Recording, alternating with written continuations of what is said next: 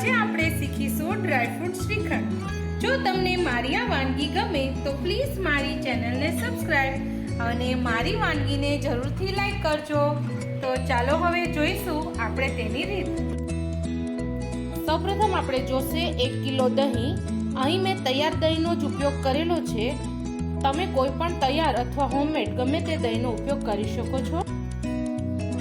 મેં અહીં આ કાણાવાળું વાસણ લઈ લીધું છે. તેની નીચે જો આ રીતે તપેલી મૂકેલી છે કે જેથી આપણું દહીંનું પાણી જે નીકળે તે તપેલીમાં જે જાય. તેના પછી આ રીતે એક સફેદ કોટનનો આપણે એક કટકો લઈ લેશું અને ત્યાર પછી એમાં બધું દહીં આપણે એડ કરી દઈશું. બધા દહીંને મેં આમાં કપડામાં લઈ લીધું છે. હવે આપણે કપડાની ચારે સાઈડને ભેગી કરી અને આ રીતે કપડાને થોડું દબાવી અને ગાંઠ વાળી લઈશું.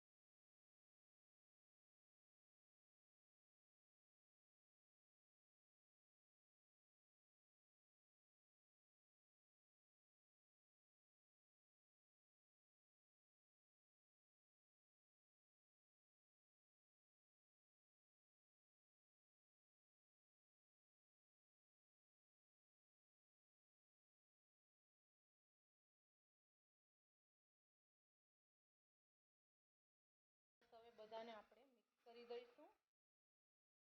તમે જોઈ શકો છો એકદમ કેસરનો સરસ કલર આવી રહ્યો છે. તમે અહીં તમારી પસંદના કોઈ પણ ડ્રાયફ્રૂટનો ઉપયોગ કરી શકો છો.